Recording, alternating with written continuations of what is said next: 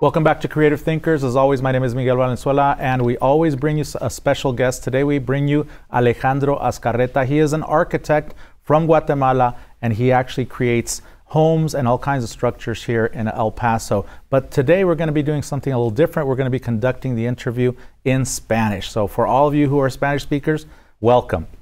Alejandro, bienvenido. Miguel.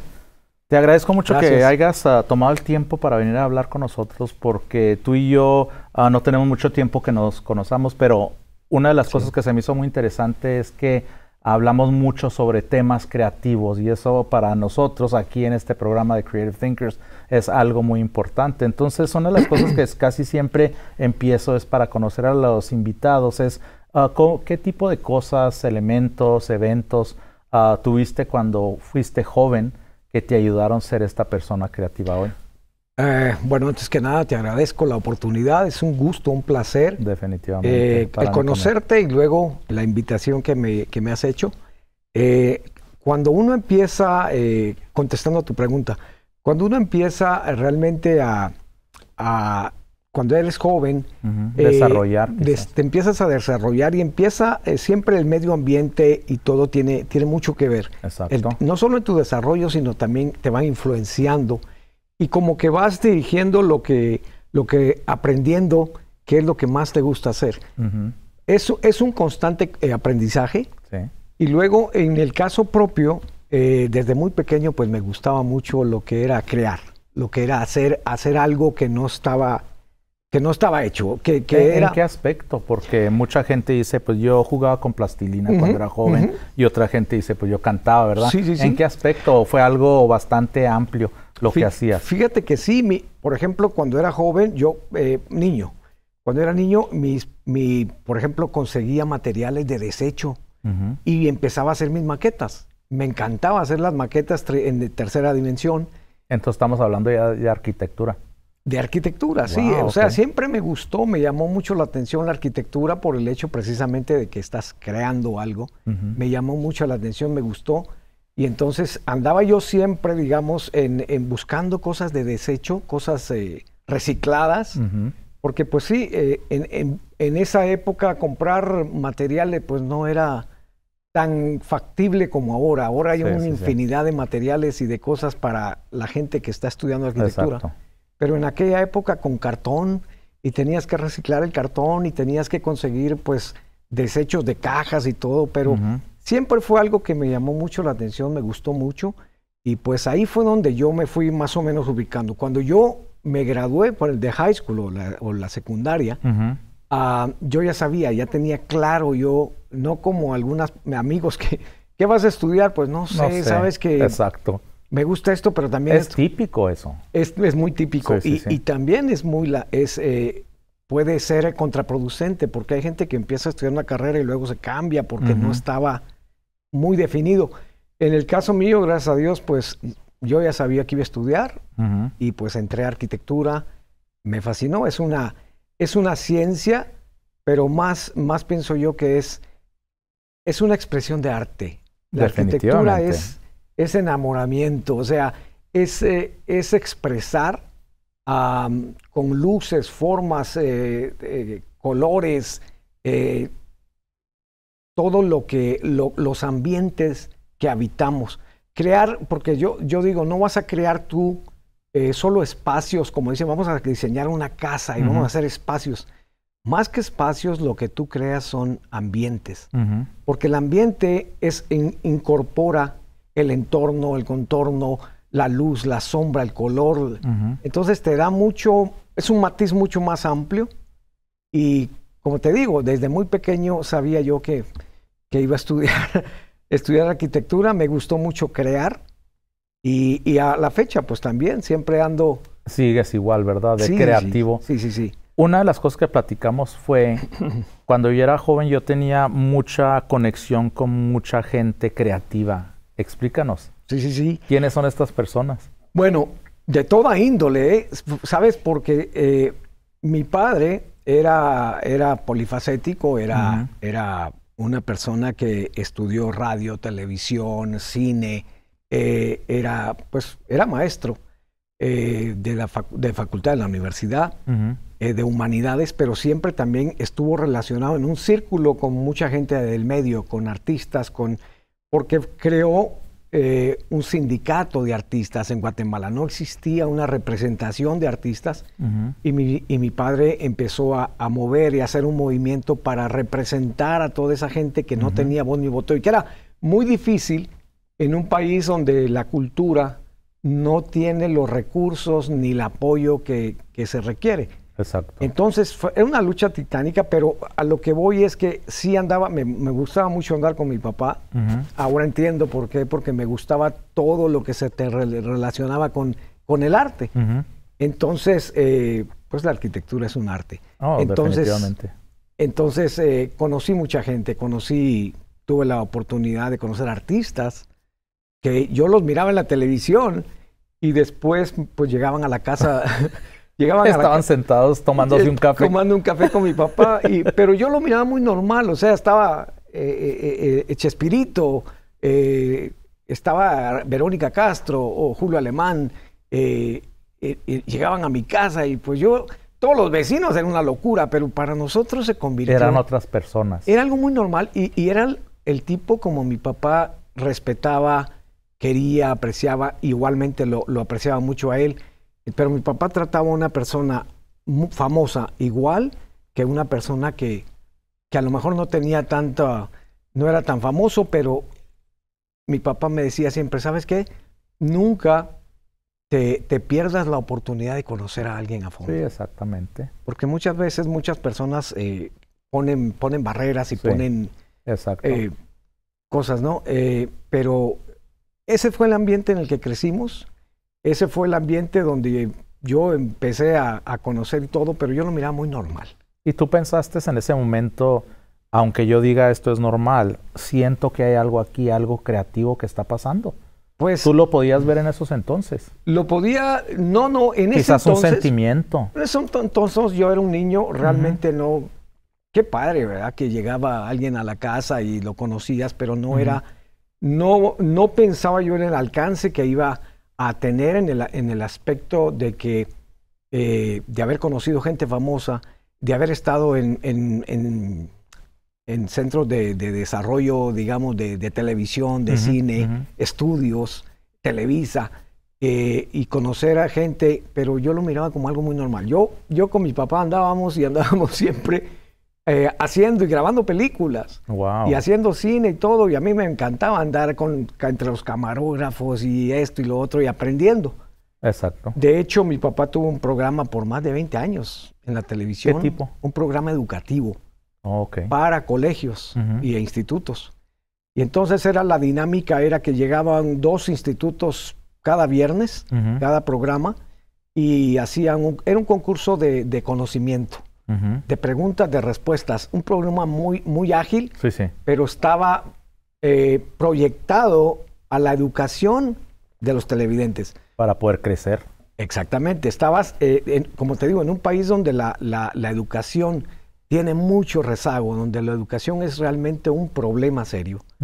Ese tipo de programas, ese tipo de plataformas llevaba educación, llevaba conocimiento a lugares muy, muy difíciles de llegar con escuelas o cosas, pero la gente aprendía mucho y fue un programa muy, muy, muy, ¿cómo te digo? Muy importante para el aprendizaje. Y esto era a nivel nacional. A nivel nacional, de hecho me encontraba yo en la calle, de repente alguien decía, Talentos y Puntos, porque así se llamaba el programa. Talentos eran los jóvenes talentosos y los puntos eran los puntos que iban haciendo en la competición. Ok. Entonces era una competición cada año y salía un colegio o un instituto o lo que sea campeón. Wow. Pero era muy bonito y sobre todo, como te digo, en ese momento no percibes el alcance que tienes en los medios. En aquella época, pues era un poco menos que ahora, pero el asunto es que encontraba yo gente en la calle y me decía, no, mira, por tu papá, yo aprendí esto esto, y te decían, y que Pitágoras, y decías tú, wow. Sí, aquí hubo un programa que salió cuando yo era joven, ese mismo programa yo se los enseñé a mis hijas. Era un programa que se llamaba Schoolhouse Rock. Wow. No sé si lo has escuchado, pero Schoolhouse Rock tenía como 20 diferentes programas que se dedicaban a historia, matemáticas, ciencia, todo eso. Entonces ellas también aprendieron mucho de muy jóvenes y sabían cosas que otros estudiantes no sabían, porque yo les enseñaba eso. Entonces entiendo lo importante que era para la gente ver esas cosas, especialmente cuando es un problema la educación, me imagino. Sí. En Guatemala. Sí, terrible. Hablando de educación, estamos aquí en El Paso Community College teniendo este programa que nos dan la oportunidad de tener a personas como tú. Gracias. En este aspecto. ¿Qué tan importante es la educación para ti? Vital. ¿En qué aspecto? Yo creo que es vital. Cualquier país, a nivel mundial, cualquier país que no invierte en educación como uno de los factores principales, es un país que está condenado al rezago. Es un país donde los ciudadanos, donde los niños, los jóvenes, la gente mayor, no tiene acceso a la educación. Es un país que no puede crecer. No hay desarrollo, no hay avance y están condenados a la miseria, a la pobreza. Lamentablemente, muchos, no vamos a hablar de política, pero lamentablemente existen muchos sistemas de gobierno en que invierten en otras cosas sin pensar que el factor humano, invierten en otras cosas en vez de la educación. Y la educación queda como rezagada en el último escaño y realmente debería de ser el primero. Oh, definitivamente. Porque tú estás creando el conocimiento es poder. El material humano, correcto. El material humano que tú tienes más valioso de un país es su gente. Entonces, invertir en los niños, en los jóvenes. Entonces, en tu pregunta, la educación para mí es vital. Educación, salud, te va a proveer, te va a resultar en jóvenes que van a aprender, que van a estar sanos, que van a poder desarrollar muchas cualidades y que van a proyectarse y que van a tener el arma, digamos, en la mano para poder salir adelante, inclusive pues invertir en arte, en música, en escultura, en ciencias. Eso para mí es algo vital para cualquier buen gobierno. Y hablando de la educación, una de las cosas que yo doy en la clase es el conocimiento o poder entender qué es la creatividad. Para ti, teniendo un aspecto tan grande de cosas creativas, músico, arquitecto, humorismo, ¿qué piensas tú de la creatividad? Pues es que... Eso yo sé que es un tema muy grande. Mira, solo tenemos 28 minutos, pero adelante. La creatividad es una facultad, el crear. Es una facultad, ¿cómo te digo? Poder tú desarrollar algo partiendo de nada. Esa es la creación, ¿verdad? Entonces, para mí es apasionante cuando cualquier artista, en mi caso, vas a crear algo que no existe, que todo sale de tu mente y es un producto. Y yo así lo veo, a veces desarrollo un proyecto arquitectónico y yo sé, y ya cuando lo miras en todas sus fases y lo miras terminado, dices... Lo sientes como que es un hijo. Sí, así veo yo mis cuadros, mis obras de arte. Sí, ¿verdad? Sí. Entonces, es una cosa que te da una satisfacción muy, muy grande el hecho de que estaba en tu mente. Y tú lo desarrollaste y ahí está el producto. Entonces, el hecho de crear yo creo que es un don de Dios. La creatividad, tú la traes. Naces con ese don, digamos, de la creatividad. ¿Y piensas tú que ese don, hasta cierto punto, lo tenemos todos?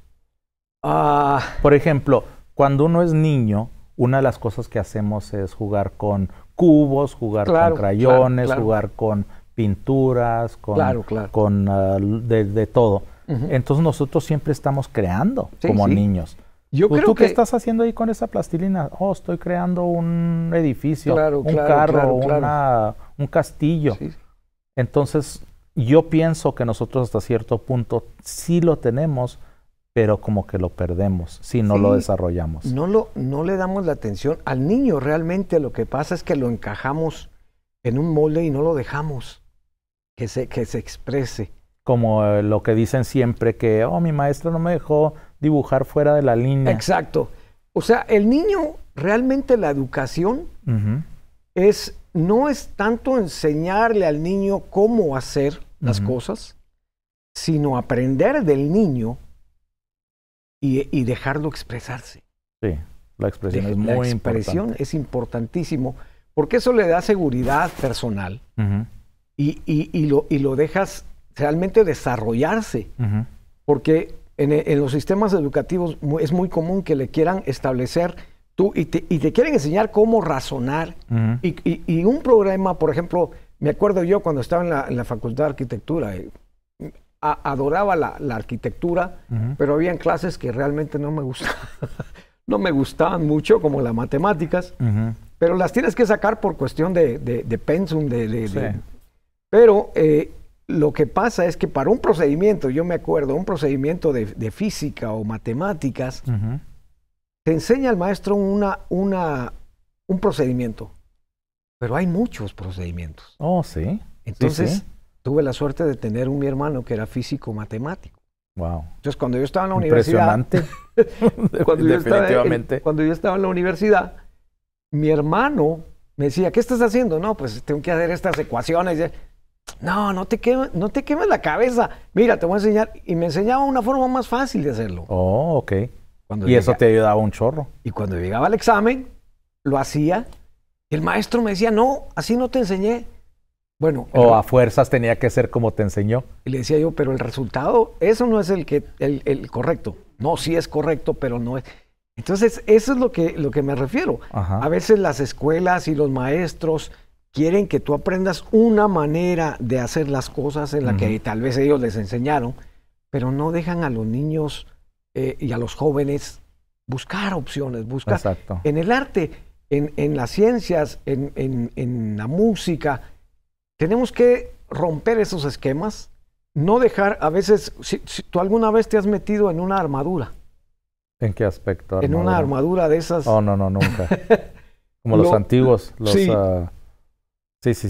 como la No, nunca. época del siglo XIV, siglo XIII. Sí. La cosa es que esas armaduras, Tengo uno en la casa. pues sí, El pecho y la parte de atrás. te dan protección, pero son la cosa más incómoda del mundo. Pierdes movilidad, Sí, exacto. pierdes agilidad. Ujú. Entonces, yo lo comparo con la educación. Cuando envolvemos al niño, lo encerramos. Aquí está seguro el niño porque le estamos enseñando esto. Ujú. Pero el niño no tiene flexibilidad educativa, no tiene flexibilidad de expresión, Ujú. de ser él mismo. Ujú. Entonces, realmente, la pedagogía moderna debe realmente entender que cada niño, en cuestión de creatividad, es muy importante desde que son pero pequeñitos, dejarlos expresarse y darles las herramientas, pero no decirles cómo hacerlo, Ujú. sino que dejar que ellos descubran, porque al fin de cuentas la vida es eso, es un constante descubrimiento, que era lo que Exacto. hablábamos, Ujú. aprendizaje. Yo hacía mis proyectos en la universidad siempre y buscaba algo diferente. Muchas veces me frustraba, Sí, sí. porque los Sí, catedráticos, imagino. en un proyecto, hacías un proyecto de una estructura o de lo que fuera, de un edificio, Ujú. y el arquitecto te decía, no, eso no se puede hacer. Y te quedabas tú, ¿pero por qué? Sí. No, es que ¿cómo vas a sostener eso? Bueno, espérate, no. Para eso son los ingenieros. Exactamente. Y te entiendo muy bien porque yo llevé 2 años de arquitectura. Sí. Y fue la razón por la cual acabé con arte fue porque mi profesor me dijo, no, ¿sabes qué? Cambia el baño de este lado al otro lado. Le digo, ¿por qué? Exactamente lo mismo. ¿Por qué? No, pero a mí me dijo, es que tú te tienes que acostumbrar que el cliente te va a decir qué hacer. Y le dije, pero si yo soy el arquitecto, Claro, yo soy el claro. artista, Tú ¿no? debes Sí, exactamente. Entonces dije, de no. asesorar a tu cliente. Sí, exactamente. ¿Ah? Entonces yo me cambié de arquitectura a arte, dije, ¿de acaso? Sí. No, es algo muy, muy común, porque yo me acuerdo que yo me frustraba, decía, oye, me gusta mi proyecto, me gusta, y ese es un consejo. a todos los jóvenes que estudian arquitectura, deben de cuestionar a los maestros. O sea, sí. deben de romper ese esquema de que te dice el arquitecto, no, ¿sabes qué? Así no. O tú debes de expresarte y debes de sacar la creatividad que tengas. Cuando yo llegué luego a Estados Unidos, fíjate cómo es la cosa, porque ya trabajando acá te das cuenta que todo se puede. Sí. Sabiendo buscar, como dices tú, la asesoría de un ingeniero estructural, el material adecuado. Pero cuando yo vine aquí dije, bueno, ¿y no que no todo se puede? Pues claro que se puede.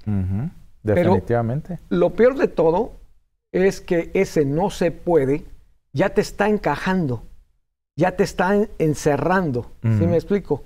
Y entonces la creatividad, la próxima vez que yo me iba a sentar a hacer un proyecto, decía, ¿se podrá o no se podrá? Sí. Entonces Lo limita una. Te limita. Entonces tú ves grandes obras en el mundo, grandes obras arquitectónicas y el teatro en Sydney, Australia, y cosas estructurales que dices tú, ah, caray, todo salió de una creatividad, de un artista, de un arquitecto, pero la cuestión de la estructura ya es otro aspecto que se debe desarrollar.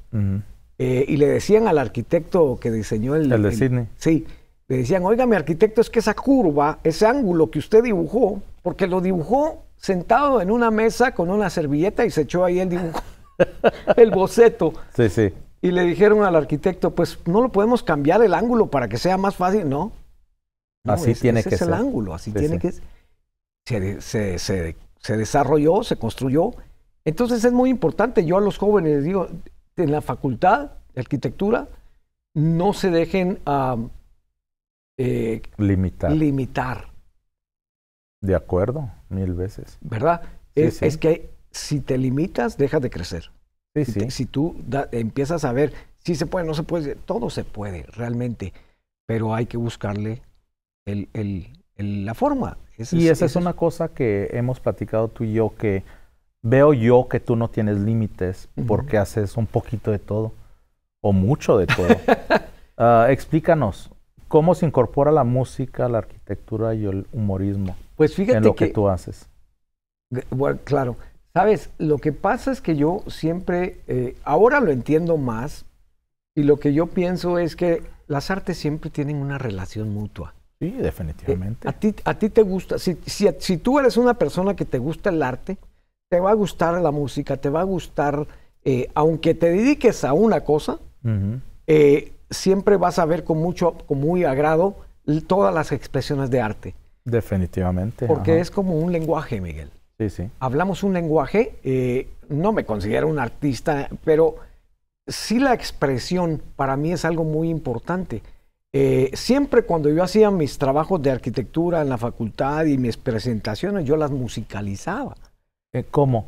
Ponía mi grabadora y ponía música porque es algo para que le diera otra dimensión. Para que le diera una presentación más impactante. Más impactante, ¿no? Pero en eso te das cuenta tú que estás relacionando la música, la creatividad de la arquitectura, y ahora tú ves las grandes presentaciones de proyectos, todos están musicalizados. Entonces, es algo que tiene mucha relación. Entonces, así empezó. Siempre me gustó la música y sabes que por un tío, Carlos Rafael Echeverría Quintana, es un productor de cine también. Él me motivó en el sentido de que yo una vez grabé una canción, tengo la dicha de poder conocer a algunos productores, entonces se me facilitó grabar la canción. Y él la escuchó y me dijo, oye, estoy haciendo una radio, no radio, era una telenovelas pequeñas en el que salían, digamos, los casos de la vida cotidiana. Sí, exacto. Pero con un tema, un embarazo no deseado de una jovencita, un padre alcohólico, de una familia, y eran casos como... Fuertes, un poco fuertes, sí. Pero llevaban musicalización, había un aspecto romántico de repente en algo, y entonces yo le empecé a trabajar en estas miniseries, eso era lo que eran, y la musicalizamos.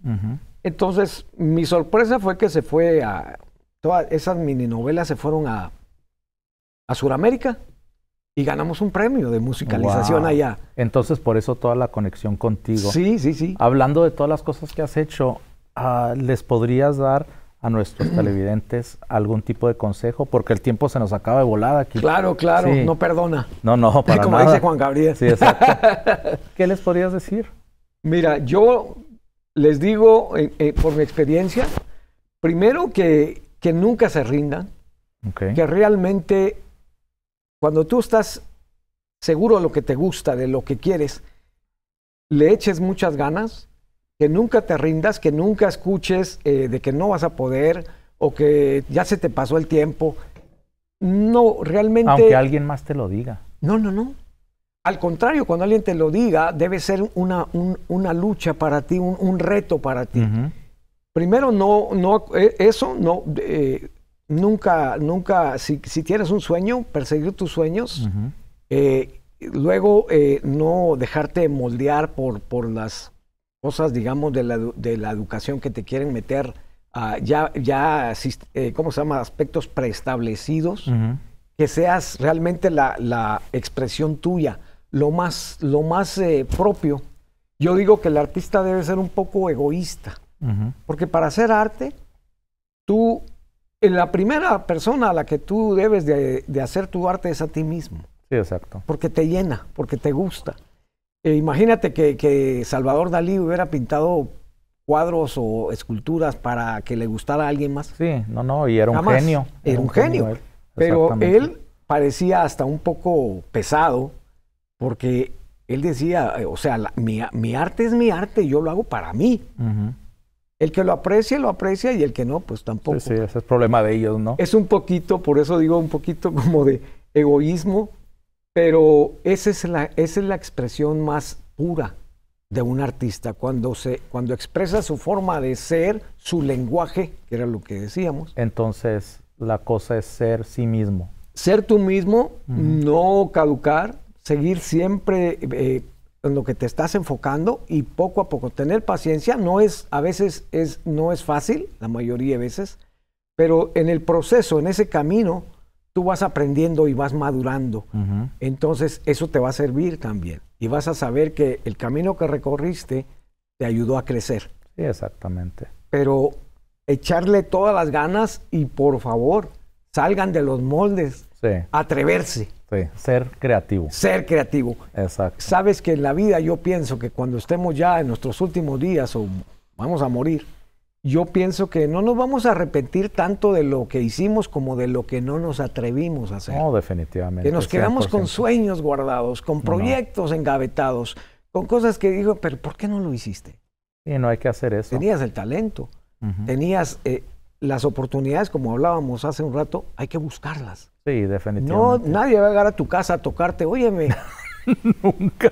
¿Tú eres artista? No, o sea, entonces salir de ese entorno. Sí, exactamente. Atreverse. Ese sería mi mayor consejo, atreverse, perseverar, ser constantes también, porque la constancia también va perfeccionando y te va dando disciplina, que también es importante. Gracias a Dios es lo que tenemos que hacer.